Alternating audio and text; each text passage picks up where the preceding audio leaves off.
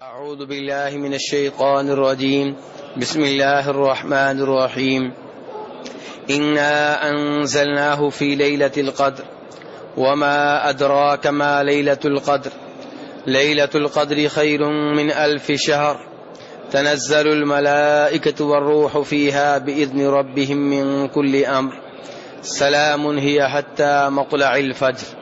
میرے بھائیو، اللہ تبارک و تعالیٰ کا بہت بڑا احسان ہے کہ اللہ تبارک و تعالیٰ نے ہمیں رمضان جیسا بابرکت مہینہ پانے کی توفیق عنایت فرمائی، اور رمضان کے اس عظیم مہینے میں روزے رکھنے، قیام کرنے اور تلاوت کرنے کی توفیق عنایت فرمائی۔ میرے بھائی، جتنا یہ مہینہ قیمتی ہے اس لحاظ سے ہم اس سے فائدہ نہیں اٹھا سکے، اور کچھ وہ دوست ہیں جو بالکل ہی اس سے فائدہ نہیں اٹھا سکے۔ لیکن میرے بھائی، ابھی یہ مہینہ ہمارے ہاتھوں سے نکلا نہیں، بلکہ اس مہینے کے سب سے قیمتی 10 دن ہمارے ہاتھ میں ہیں۔ اب بھی ہم وہ کچھ کر سکتے ہیں جس سے ہمارا رب راضی ہو جائے۔ اب بھی ہم رب العالمین سے معافی کا سرٹیفکیٹ حاصل کر سکتے ہیں۔ اب بھی ہم رب العالمین سے جہنم کی آگ سے آزادی کا سرٹیفکیٹ حاصل کر سکتے ہیں۔ میرے بھائیو، یہ آخری 10 دن جو رہ گئے ہیں یہ بہت قیمتی دن ہیں، بہت زیادہ عظمت اور اہمیت کے حامل ہیں۔ اللہ تبارک و تعالی سورہ قدر میں ارشاد فرماتے ہیں، جو 30ویں سپارے میں ہے، کہ انا انزلناہ فی لیلۃ القدر، کہ ہم نے قرآن پاک کو شب قدر میں نازل کیا ہے۔ شب قدر جیسی عظیم رات جو رمضان میں ہے، اس عظیم رات میں اللہ تبارک و تعالی نے قرآن پاک کو نازل کیا ہے، تو وہ رات کتنی عظیم ہوگی جس رات میں رب العالمین کا کلام نازل ہوا۔ اللہ تبارک و تعالی نے اس کی عظمت اور اس کی اہمیت کو واضح کرنے کے لیے ایک اور انداز اختیار کیا، اور اپنے پیارے نبی صلی اللہ علیہ وسلم کو مخاطب کرتے ہوئے کہا کہ وما ادراک ما لیلۃ القدر، کہ اے ہمارے نبی، آپ کو کیا معلوم کہ شب قدر کیا ہے؟ شب قدر کے فضائل، شب قدر کی اہمیت، شب قدر کی عظمت کو حقیقی معنوں میں کوئی بھی انسان پا نہیں سکتا، اس کی عظمت کو کوئی بھی انسان جان نہیں سکتا۔ اس لیے اللہ تبارک تعالی نے فرمایا وما ادراک ما لیلۃ القدر، کہ شب قدر کتنی عظیم رات ہے، کتنی اہمیت کی حامل ہے، اس کے کتنے فوائد ہیں، اس کے کتنے فضائل ہیں، یہ آپ کو کیا معلوم؟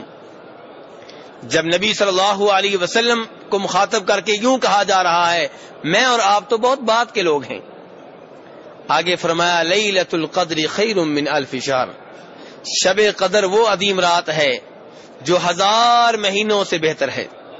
وہ عبادت جو شب قدر میں کی جائے وہ ایک جانب، اور 1000 مہینے ایک جانب، اس ایک رات کی عبادت 1000 مہینوں کی عبادت سے بہتر ہے۔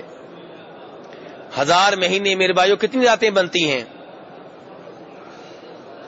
83 سال اور 3 مہینے بنتے ہیں، 83 سال 4 مہینے بنتے ہیں۔ 83 سال 4 مہینے آپ عبادت کرتے رہیں، آپ کی زندگی کا یہ پیریڈ ایک جانب، اور یہ شب قدر کی عبادت ایک جانب۔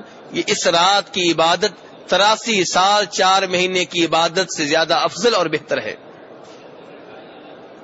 تنزل الملائکۃ والروح فیہا باذن ربہم من کل امر، یہ وہ عظیم رات ہے جس میں فرشتے آسمان سے نازل ہوتے ہیں، جبریل علیہ السلام آسمان سے نازل ہوتے ہیں، اپنے رب کے حکم سے نازل ہوتے ہیں، اور اس عظیم رات میں ہر اہم کام کے فیصلے ہوتے ہیں۔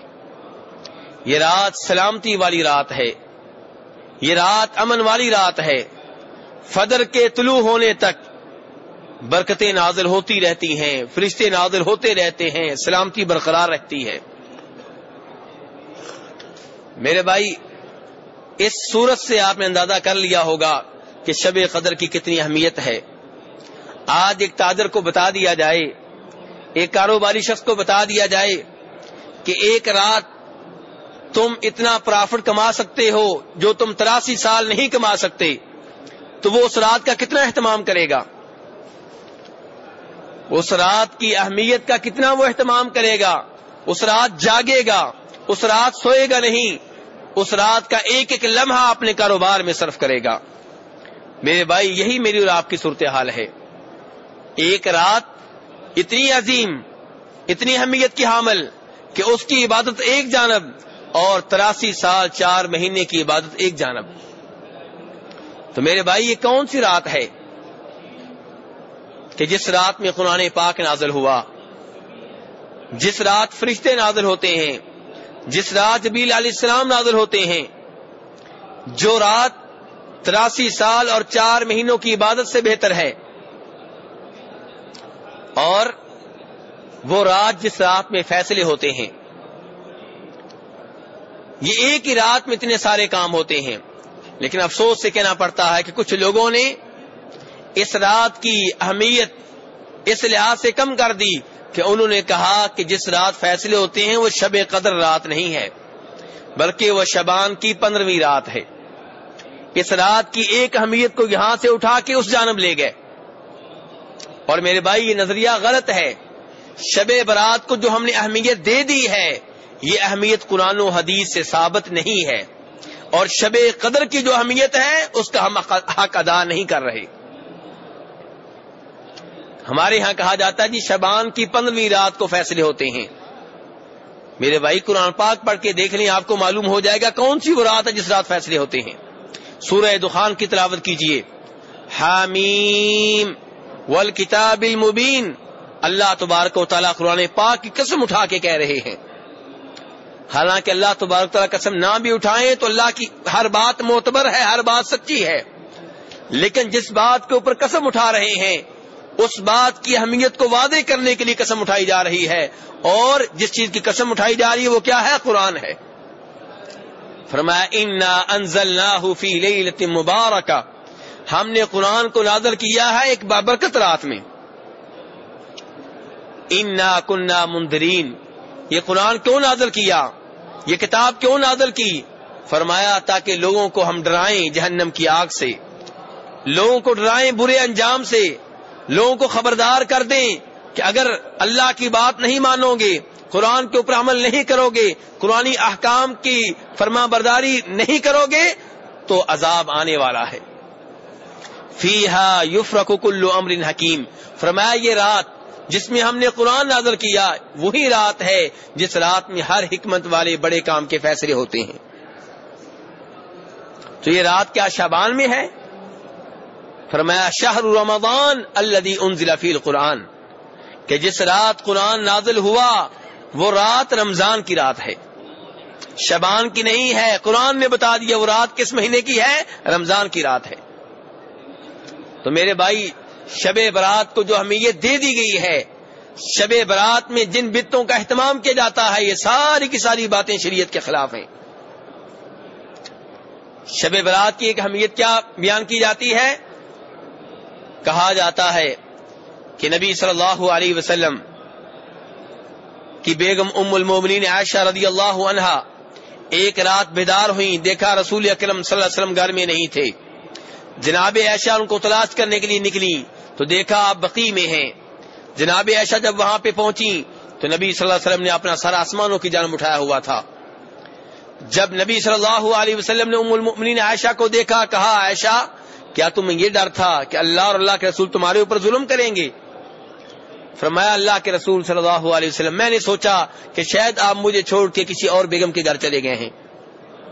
آپ نے فرمایا عائشہ شعبان کی 15ویں رات وہ رات ہے جس رات رب العالمین عربوں کے مشہور و معروف قبیلے کلب کی بکریوں کے بالوں کی تعداد سے زیادہ لوگوں کی مغفرت فرماتے ہیں۔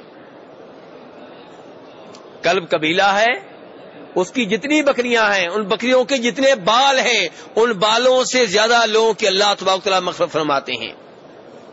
یہ وہ روایت ہے جو شعبان کی 15ویں رات کی فضیلت میں بیان کی جاتی ہے، اور اس کو امام ترمذی رحمہ اللہ اپنی حدیث کی کتاب میں نقل کرتے ہیں۔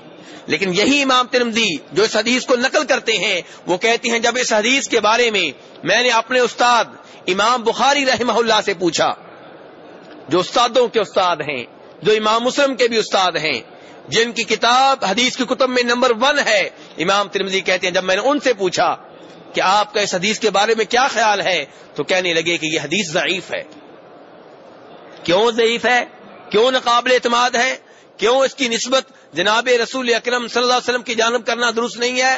فرمایا اس لیے کہ اس حدیث کو بیان کرنے والے 2 آدمی جو ہیں، ان میں سے ایک ہے حجاج ابن ارطا، اس نے کبھی بھی احادیث نہیں سنی، کس سے؟ یحییٰ ابن ابی کثیر سے۔ یہاں پہ اس حدیث کے بیان کرنے والوں نے دعویٰ کیا ہے کہ یہ حدیث حجاج ابن ارطا نے سنی ہے یحییٰ ابن ابی کثیر سے، جبکہ امام بخاری کہتے ہیں ان دونوں کو کبھی بھی موقع نہیں ملا کہ ایک دوسرے سے حدیث سنیں اور سنائیں۔ اور دوسرا اس میں جو عیب ہے جس کی وجہ سے یہ حدیث ضعیف قرار پاتی ہے کہ یحییٰ ابن ابی کثیر جو ہے وہ اس حدیث کو نقل کر رہا ہے جناب عائشہ کے بانجے عروہ بن زبیر سے، جبکہ ان دونوں کو بھی آپس میں حدیث سننے سنانے کے سلسلے میں ملنے کا موقع نہیں ملا۔ جس حدیث کی یہ صورتحال ہو، محدثین اس حدیث کو قبول کرنے کے لیے کبھی بھی تیار نہیں ہے، کیونکہ نبی صلی اللہ علیہ وسلم نے فرمایا تھا کہ جس نے جان بوجھ کے میرے ذمے وہ بات لگائی جو میں نے نہیں کہی، اس کا ٹھکانہ جہنم ہے۔ اس حدیث کے بعد محدثین خبردار ہو گئے، علماء کرام خبردار ہو گئے، وہ کسی ایسی حدیث کو حدیث ماننے کے لیے تیار نہیں ہیں جس میں کسی قسم کا کوئی عیب پایا جاتا ہو۔ تو میرے بھائی اس لیے امام بخاری نے وعدے کر دیا کہ یہ حدیث ضعیف ہے، اب اس حدیث کو شب برات کے فضائل میں ذکر کرنا درست نہیں ہے۔ ایک اور حدیث بیان کی جاتی ہے کہ امام ابن ماجہ رحمہ اللہ ابو موسیٰ اشعری رضی اللہ عنہ سے روایت کرتے ہیں کہ فرمایا نبی صلی اللہ علیہ وسلم نے کہ اللہ تبارک و تعالی شعبان کی 15ویں رات کو اپنی مخلوق پہ نظر فرماتے ہیں اور ہر ایک کو معاف کر دیتے ہیں، ہر ایک کو بخش دیتے ہیں، سوائے مشرک کے اور سوائے اس آدمی کے جس کے دل میں اپنے کسی مسلمان بھائی کے بارے میں بغض و کینہ پایا جاتا ہو۔ لیکن میرے بھائی یہ روایت بھی ضعیف ہے۔ کیوں؟ اس لیے کہ اس روایت کے بیان کرنے والوں میں ایک آدمی ہے عبداللہ ابن لہیعہ، اس کو محدثین ضعیف قرار دیتے ہیں، اور اسی روایت کے بیان کرنے والوں میں ایک اور آدمی الولید ہے، وہ مدلس ہے، اس کی وجہ سے بھی یہ حدیث مشکوک قرار پاتی ہے۔ ایک اور آدمی ہے ضحاک بن ایمن، اس کے اوپر بھی علماء کرام نے یہ کہا ہے کہ وہ مجہول ہے، اس کے بارے میں معلوم نہیں کہاں سے آیا، کون ہے کون نہیں ہے۔ تو میرے بھائی اس لحاظ سے یہ روایت بھی جو ہے ضعیف قرار پاتی ہے، اس کے اوپر بھی اعتماد درست نہیں ہے۔ اور ایک اور روایت بیان کی جاتی ہے اور اس کی نسبت کی گئی ہے جناب علی رضی اللہ عنہ کی طرف، اور امام ابن ماجہ رحمہ اللہ اس کو اپنی حدیث کی کتاب میں لے کر آئے ہیں کہ فرمایا جناب علی رضی اللہ عنہ نے کہ اللہ کے رسول صلی اللہ علیہ وسلم فرماتے ہیں جب شعبان کی 15ویں رات ہوتی ہے تو کیا ہوتا ہے، اللہ تبارک و تعالی آسمان دنیا پہ نزول فرماتے ہیں، اس آخری آسمان پہ اترتے ہیں اور کہتے ہیں کون ہے جو مجھ سے معافی مانگے میں اس کو معاف کر دوں، کون ہے جو مجھ سے رزق مانگے میں اس کو رزق دوں، کون ہے جو کسی تکلیف میں مبتلا ہو مجھ سے سوال کرے میں اس کی تکلیف کو دور کر دوں۔ اور فرمایا اللہ تبارک و تعالیٰ کا یہ اعلان، اللہ تبارک و تعالیٰ کی یہ ندا فجر کے طلوع ہونے تک جاری و ساری رہتی ہے۔ اس لیے فرمایا رسول اکرم صلی اللہ علیہ وسلم نے کہ شعبان کی 15ویں رات کو قیام کرو، اللہ کی عبادت کرو، اور اس کے بعد جو دن آ رہا ہے اس دن میں روزہ رکھو۔ لیکن میرے بھائی یہ روایت صرف مشکوک ہی نہیں بلکہ من گڑت ہے، کیونکہ اس حدیث کے بیان کرنے والوں میں ایک آدمی ہے ابن ابی صبرہ، اور یہ وہ آدمی ہے جو جھوٹی حدیثیں گڑا کرتا تھا، خود ساختہ حدیثیں بنایا کرتا تھا، اپنی طرف سے حدیثیں بنا کے رسول اکرم صلی اللہ علیہ وسلم کی طرف منسوب کیا کرتا تھا۔ اور یہ واضح کیا ہے امام یحییٰ ابن معین نے اور امام احمد ابن حنبل رحمہ اللہ نے۔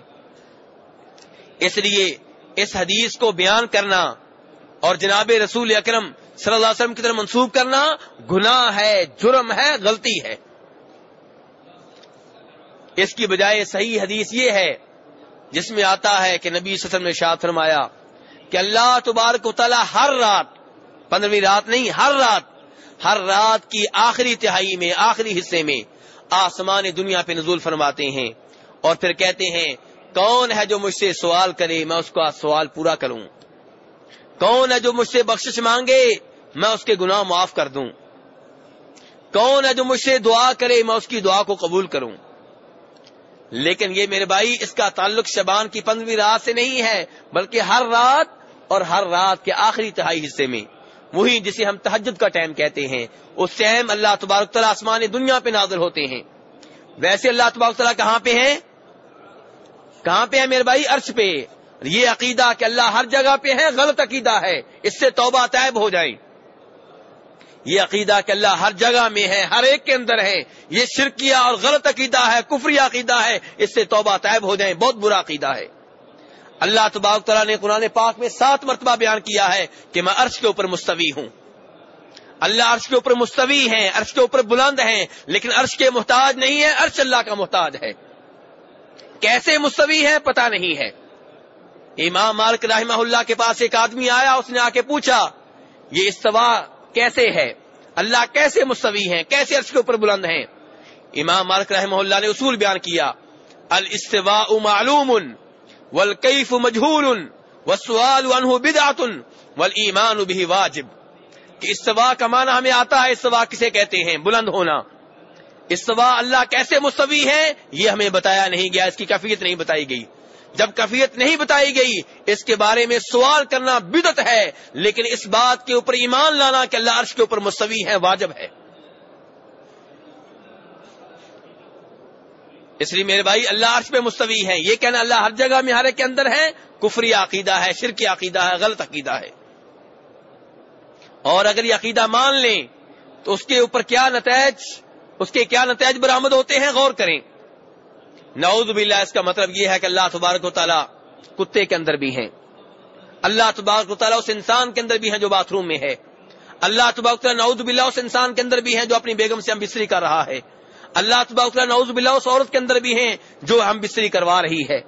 سوچتے جائیں، نعوذ باللہ اللہ تبارک و تعالیٰ فرعون کے اندر بھی ہیں جس کی عبادت ہوتی رہی۔ اتنا غلط عقیدہ، اس سے توبہ طیب ہو جائے میرے بھائی۔ صحیح عقیدہ کیا ہے کہ اللہ تبارک و تعالیٰ عرش کے اوپر مستوی ہیں۔ آئیے قرآن کی آیتوں کے بعد ایک حدیث سے بھی ثابت کروں یہی صحیح عقیدہ ہے۔ اور یہ حدیث وہ لوگ بھی سن لیں جو سمجھتے ہیں کہ ایسے معاملات میں گفتگو نہیں کرنی چاہیے۔ کیوں نہ گفتگو کریں ان معاملات میں جن معاملات میں اللہ نے گفتگو کی ہے، جن معاملات میں رسول اکرم صلی اللہ علیہ وسلم نے گفتگو کی ہے۔ اللہ نے قرآن میرے اور آپ کے لیے نازل کیا ہے، نبی صلی اللہ علیہ وسلم کی حدیث میرے اور آپ کے لیے ہیں، کسی اور کے لیے نہیں ہے۔ استوا اللہ نے بتایا، ہم مانیں گے اللہ مستوی ہے عرش پہ۔ یہ نہیں بتایا کیسے ہے، اس کے بارے میں گفتگو نہیں کریں گے، بلکہ کہتے ہیں اس کے بارے میں سوال کرنا بدعت ہے۔ لیکن جو بتا دیا اس کے اوپر ایمان لانا ضروری ہے، اس کے بارے میں اقرار کرنا ضروری ہے۔ امام مسلم رحمہ اللہ روایت کرتے ہیں کہ نبی صلی اللہ علیہ وسلم کے پاس ایک آپ کے صحابی آئے، آ کر کہنے لگے اللہ کے رسول صلی اللہ علیہ وسلم، اپنی ایک لونڈی کو آزاد کرنا چاہتا ہوں۔ فرمایا اسے میرے پاس لے کر آؤ۔ اسے لایا گیا۔ رسول اکرم صلی اللہ علیہ وسلم پوچھ رہے ہیں کس سے؟ لونڈی سے۔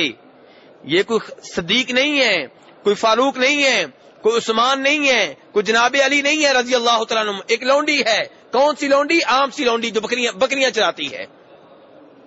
اس سے آپ نے پوچھا این اللہ، اللہ کہاں ہے؟ کون پوچھ رہے ہیں؟ نبی صلی اللہ علیہ وسلم۔ کس سے پوچھ رہے ہیں؟ ایک عام سی لونڈی سے پوچھ رہے ہیں جو بکریاں چراتی ہے۔ اسے پوچھیں اللہ کہاں ہے؟ اس نے کہا فی السماء، اللہ کہاں ہے؟ آسمانوں پہ ہیں، اللہ اوپر ہیں۔ آپ کا اگلا سوال یہ تھا من انا، میں کون ہوں؟ کہنے لگی انت رسول اللہ، آپ اللہ کے رسول ہیں صلی اللہ علیہ وسلم۔ آپ نے فرمایا اعتقھا فانھا مؤمنہ، میرے صحابی اس لونڈی کو آزاد کر دو۔ میں نے سوال کیے، نتیجہ یہ معلوم ہوا کہ یہ مومن ہے۔ اس کے ایمان کو آپ نے کیسے جانچا؟ کیا آپ نے یہ پوچھا کہ اللہ کے اوپر ایمان لاتی ہو؟ نہیں، آپ نے پوچھا اللہ کہاں ہے۔ اس کا مطلب یہ ہے کہ اللہ کے اوپر ایمان لانے میں یہ سوال بنیادی حیثیت رکھتا ہے کہ اللہ کہاں ہے۔ اور آج لوگ کہتے ہیں نہیں اس بات کو نہ چھیڑیں، یہ بات نہ کریں، یعنی کہ ہم صحیح عقیدہ پیش نہ کریں اور لوگ غلط عقیدہ پھیلاتے رہیں کہ اللہ ہر جگہ پہ ہیں، ہر جگہ پہ ہیں۔ لوگ اپنی نعتوں میں، اپنی نظموں میں، اپنی شعر و شاعری میں یہ غلط عقیدہ بیان کرتے رہیں کہ اللہ ہر جگہ پہ ہیں۔ نہیں میرے بھائی، اللہ کہاں پہ ہے میرے بھائی؟ اللہ عرش پہ مستوی ہیں، لیکن جاننے کے لحاظ سے، سننے کے لحاظ سے، پکڑ کے لحاظ سے، قوت کے لحاظ سے، قدرت کے لحاظ سے اللہ تبارک و تعالی ہر جگہ پہ ہیں. یعنی کہ عرش پہ مستوی ہونے کے باوجود اللہ ہر ایک کی بات کو اچھی طرح سن رہے ہیں، ہر ایک کو اچھی طرح دیکھ رہے ہیں، ہر ایک اوپر اللہ کا مکمل طور پہ کنٹرول ہے، کوئی بھی اللہ کے کنٹرول سے باہر نہیں ہے. تو یہ ہے میرے بھائی صحیح عقیدہ. تو بار کہنے کیا لگا تھا کہ مسلم شریف کی حدیث میں کیا ہے کہ اللہ تبارک تعالیٰ ہر رات کی آخری تہائی میں آسمان دنیا پہ نزول فرماتے ہیں. کیسے؟ پتہ نہیں ہے. نزول فرماتے ہیں جی، یہ فرماتے ہیں. کیسے کے بارے میں پتہ نہیں ہے. نزول کے اوپر اس بات میں ایمان لانا ضروری ہے کہ اللہ ہر رات کی آخری تہائی میں آسمان دنیا پہ نزول فرماتے ہیں. کیسے؟ یہ بدعت ہے، یہ سوال کرنا ہی جرم ہے، کیونکہ کیفیت نہیں بتائی گئی. تو بہرحال یہ ہے صحیح حدیث. اور یہ جو کہا جاتا ہے کہ شعبان کی 15ویں رات کو نازل ہوتے ہیں، یہ غلط ہے. ہر رات میں نازل ہوتے ہیں. اس میں شعبان کی 15ویں رات کی کوئی الگ سے خصوصیت اور فضیلت نہیں ہے.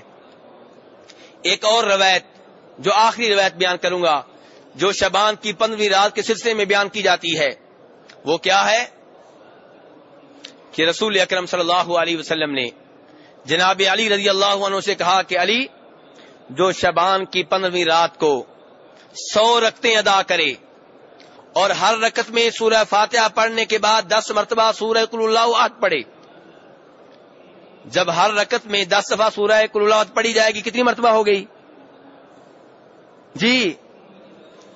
یار اتنے کمزور تو نہیں آپ، حساب میں کاروباری آدمی بیٹھے ہوئے ہیں. 200 1000 اس لیے لوگوں نے عربی میں اس کا نام رکھا ہوا ہے صلاۃ الالفیہ، 1000ویں نماز.